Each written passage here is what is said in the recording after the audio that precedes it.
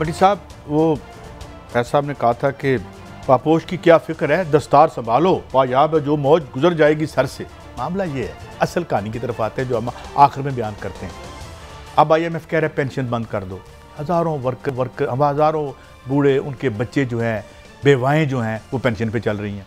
800 अरब रुपए के वो कह रहे हैं जनाब आप टैक्सेस लगवाएं। और मेरी खबर ये है कि बाहर, क्योंकि असल सिचुएशन का सवाए साग डार साहब को, but he is a very astute man and he has been in the business for a long time, so he pretty well know कि जनाब सिचुएशन क्या है। और ये गल्ला बातें होते हो रही हैं। 800 अरब रुपए के टैक्सेशन एक ऐसी बैठी हुई इकानमी पे जिसमें आगे लोगों का बुरा हाल है। पेंशन बंद कर दो, उसके बाद जो सरकारी मुलाजम हैं उनकी मराहत ख़त्म कर दो, उसके जो मेडिकल बिल ख़त्म कर दो। ये सारी वो तजावीज़ हैं जो कि एक बॉम्ब शेल है। और मैं इसी की बुनियाद पे शुरू में कह रहा था कि ये हर स्क्रिप्ट कोड़ा के रख देगी, ये जो IMF का और मैशत का स्क्रिप्ट है। अब आगे आप सब जो असल बात आपने की ना, असल इस मुल्क की इशू है, इकानमी तबाह हो चुकी है, लोग एक वक्त का खाना नहीं खा पा रहे, महंगाई इस कदर हो गई है। आप भाई रूस से लो तेल, जिससे मर्जी लो, इस कौम को रिलीफ दो। आप तो कह रहे थे इमरान खान को काम नहीं आता, हम आके ठीक कर देंगे। जो महंगाई के बम बारिश आपने इस 22 करोड़ अवाम पे 8 महीनों में की है। खान साहब मैं बताऊं कारी साहब, जिस दिन, मुझे नहीं पता इमरान खान साहब की मूवमेंट क्या होती है, जिस दिन आम शहरी अपने इंसाफ और अपना बुनियादी हक लेने के लिए सड़कों पर आ गया, तो ये बड़े बड़े कुल्ले हुए पहने आपको नजर नहीं आएंगे। मेरा एक सवाल है, जब इमरान खान साहब की पावर में थे उन्होंने एक दिन मेंशन किया था कि पेंशन बड़ी गलत बात है। 60 साल रियासत को दिए, एक ठेके में 4-4 नस्लों के पैसे कमाने वाले हमें ये मैं खान साहब आपको नहीं कह रहा, उस तबके को कह रहा हूँ जो ज़ाहिर है आप ही एक रूलिंग इशराफिया में है। हर चंद आई नो कि you are personally not corrupt as we all believe, क्योंकि हमारे पास सबूत नहीं है बाकी। मगर सवाल ये है कि एक बंदा 40-50 साल इस रियासत को देता है, उसको 200 रुपये बढ़ा दो, 500 रुपये बढ़ा दो। भट्टी साहब, मैं मान से लेक्चरशिप सिर्फ एक गल नहीं छोड़ती। मैं जब जाता था पढ़ा तो वहाँ पे प्रोफेसर, यार 250 की इंक्रीमेंट लग गई है। मैं कहा यार मेरा रिज़्क़ किधर और बात है। मतलब ये हालत है उनकी। काजी साहब, उनकी पेंशन, ये लाखों लोगों की पेंशन बंद कर देंगे, तनख्वाहें काट देंगे, कम कर देंगे, ये सिस्टम चलता नहीं आता है। गड्डी चलती नजर नहीं आती। मैं आपसे बात, इंतकामी कार्रवाइयां इसीलिए हो रही है, इनसे इकानमी नहीं संभल रही। भट्टी साहब, मैं अब आपको गवाह बना के बात कर रहा हूँ। मैंने एक बात की थी खान साहब के सामने कि जनाब ये आपकी माशी टीम के पास कुछ भी नहीं है, यही बात हुई थी। फिर आपके कान में किसी ने बात भी की थी, मैं उनका जिक्र नहीं करना चाहता। बात मुझे बताएं, नौकरियां देना हमारा काम नहीं, खान साहब भी यही कहते थे, ये भी यही कहते हैं। पेंशन खत्म कर देनी है, खान साहब भी यही कहते थे, ये भी यही कहते हैं। मतलब आप सीधी बात करें ना, हमारा किसी के साथ निकाह नहीं हुआ। हम सिर्फ उसके साथ हैं जो इस मुल्क के जो लोग हैं, अवाम हैं, जिनके टैक्सेस से ये रियासत चलती है, और उनसे आप उनकी रोटी भी करने वाला छीन रहे हो। कल हमने खबर की कि जनाब 30 सेंट का 1 किलो गालबन जो है। अच्छा काई साहब, ये बताए, रूस से तेल वो कह रहे हैं दे सकते हैं, इमरान खान के दौर में भी हमारा मैंने सुना हुआ उनका, क्या ये अमेरिका की नाराजगी, क्या वजह, क्या क्यों नहीं हम अपनी कौम को रिलीफ देते? भट्टी साहब, जब स्पाइनलेस लोग आप पे इक़्तिदार पे आ जाएं, जब वो लोग आ जाएं जो इक़्तिदार में आके जिन्होंने अपने कारोबार, निजी कारोबार संभालने हों, हाउसिंग सोसाइटियां बनानी हों, पीलाट बेचने और खरीदने हों, ठीक है, वहां पे नौकरियों के पैसे पकड़ने हों, उन रूलिंग क्लास में इतनी जान नहीं होती कि आलमी साम्राज्य के सामने खड़ा होकर कहे कि नहीं, हम अपने मुल्क के और अवाम के मफाद में जाके वहां से चीज खरीदेंगे जहां सस्ती है। साहब नहीं, अब वो फिर आपको ऐसे लीडर चुनने होंगे जिनका अपना 95% प्रॉपर्टी बिजनेस कारोबार। हमारे वजीर खारजा ने तरदीद कर दी, तो जी हम बिल्कुल नहीं, हम सस्ता तेल नहीं खरीद रहे, किसी ने गलत उड़ा दिया हमारे बार। नहीं, अगर इंडिया रशिया से तेल ले सकता है तो पाकिस्तान को क्या प्रॉब्लम है? अगर आम आदमी की जिंदगी कुछ बेहतर हो जाए, मैं बेहतर नहीं कह रहा, कुछ बेहतर हो जाए, ये लीडरों को मरना याद नहीं रहा। भट्टी साहब, ये जो इनके इज्तिमाई गुनाह है ना पिछले 70-75 साल के, ये उसकी वजह से है। ये इतनी छोटी और रूलिंग इशराफिया, और ख़ुद कहते हैं ये कल ये इशराफिया के बारे में क्या कहते हैं, जिसका खुद ये हिस्सा है जनाब हमारे प्राइम मिनिस्टर साहब, ये इतना छोटी सोच थी इनकी कि ये दो अपने टके की सोच से आगे सोच ही नहीं सके। वो सारी दुनिया की इशराफिया माल तोड़ती है और खाती है, मगर कोई अक्ल शऊर भी होता है कि रियासत भी चलानी है।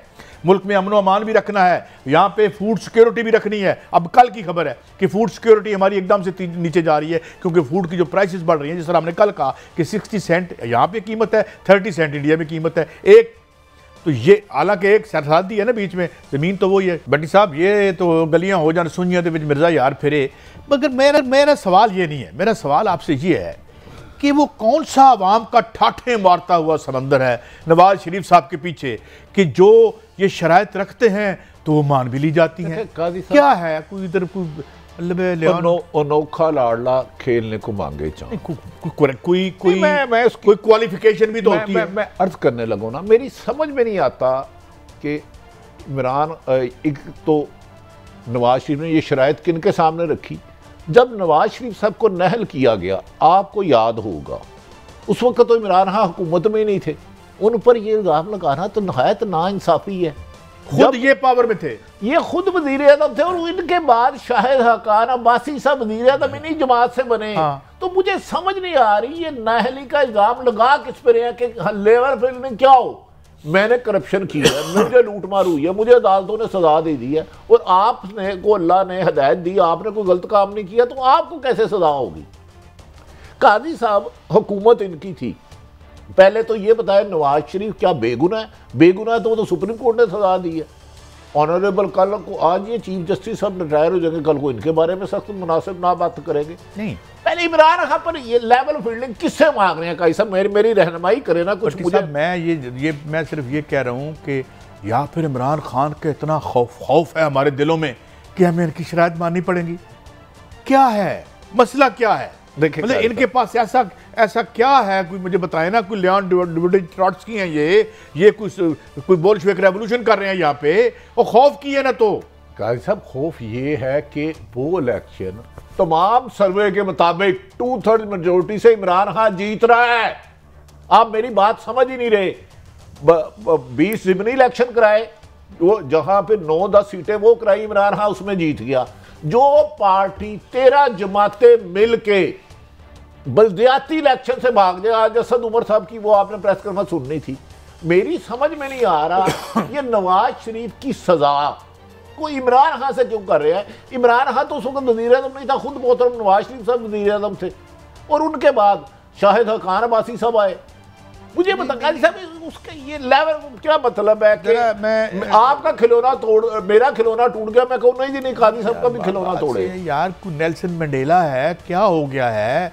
अंदर 5 स्टार 7 स्टार जेलों में इनको रखा गया, पैम्पर किया गया, स्टाफ 3 तक चेंज होता था, अस्पताल थे, बाहर आपने खबर दी कि जनाब मेन्यू आता था। अच्छा केड़ी जेल की है साहब? ये लेवल फील्डिंग कह रहे हैं ना। देखिए मेरी बात सुन ले, एक तो मेरी गुजारिश है, जब नवाज शरीफ साहब को सजा दी गई, मेरी इतलात के मुताबिक वो वज़ीर आज़म थे, GIT बनी जिसमें पाकिस्तान के टॉप क्लास अफसरान शामिल किए गए। लेकिन अब हुकूमत इनकी 8 माह से मोहतरम शहबाज शरीफ साहब वज़ीर आज़म पाकिस्तान है, आ क्यों नहीं रहे नवाज शरीफ पाकिस्तान? क्यों नहीं आ रहे? मेरे ख्याल में कोई वजह नहीं होनी चाहिए। देखिए जब इसहाक डार साहब सीधे आ गए हैं, लेकिन कन्विक्शन है का मामला है, वो इनके लिए कन्विक्शन कोई नहीं ऐसी गल। ओ काजी साहब ये नहीं मैटर करती। आप शरफ दौर में भी तो सजा याफ्ता आप गए थे वो यार। फिर या इस तरह है कि कोई अहम शख्सियत इनको बयान हल्फी दे दे कि तो नहीं पढ़ांगे। चलें आगे चलते हैं, जवेद लतीफ साहब कुछ कह रहे हैं। काजी साहब पहले ये बताएं, ये नवाज शरीफ साहब अपने असल गिला किसको कह रहे हैं? इनको नहल तो अदालतों ने किया, इमरान खान की हुकूमत नहीं थी। मुझे ये समझ नहीं आ रही इमरान खान को गिरफ्तार करा के नहल करा के लेवल बिल्डिंग कैसे होगी? ये इसी बात में हमें यानी रहनुमाई फराहम की है जवेद लतीफ साहब ने। जरा ये देखिए, लाडले उसी तरह लाडला ही नजर आ रहे हैं। और आज ये देखें कि एक नई ख्वाहिश और एक नई लड़ाई जारी है कि आने वालों को किस तरह नाकाम करना है और किसको सजाओं से बचाना है और किसकी सजाएं कायम रखनी है। इस लड़ाई में, इस ख्वाहिश में और इस ख्वाहिश की तकमील में पाकिस्तान की सनत बंद हो रही है। पाकिस्तान को डुबोया जा रहा है, मगर वो ख्वाहिशात, वो लड़ाइयां बदस्तूर जारी हैं। अच्छा भट्टी साहब, मैं कहीं किसी ख्वाब में तो नहीं था। आजकल इमरान खान वज़ीर आज़म है जो इंडस्ट्री डुबो रहे हैं। अच्छा और मौसूफ का 7 अरब रुपए का केस मैंने नहीं बनाया था। जो कि लाहौर नैब में था, माशाल्लाह उसकी भी कोई आगे बात नहीं निकली। यकीनन झूठा होगा, वो मकसूद पटवारी भी कोई नहीं था, एक जाली, अपने जाली किस्म का जो है वो बंदा बना रखा था यहाँ पे। जी मेरी तो एक सिंपल गुजारिश है। हुकूमत किसकी है पहले मुझे ये बताएं। मेरी यही गुजारिश है कि गालबन पीडीएम 13 जमातों की हुकूमत है। अच्छा, और वाहिद काम हुआ है कि 155 वाले को निकाल के 86 या 84 सीटों वाले को वजीर आजम बनाया। अगर मसूफ वजीर भी हैं, फरमा रहे हैं लाडला उसी तरह लाडले ही नजर आ रहे हैं। अब मुझे बताएं, वो जब से ये हुकूमत आई है किस किस के मुकदमत सैकड़ों खत्म हुए। अगर इमरान खान को ये लाडला कह रहे हैं, बकौल इनके किसका लाडला है ये बता दें। दूसरा, क्या लाडले के ऊपर 30 मुकदमे होते हैं, 5 गोलियां चलती हैं उसमें? क्या लाडले को गोलियां मारी जाती हैं? वो इमरान खान को वजीराबाद में शहीद करने के लिए गोलियां मारी गई।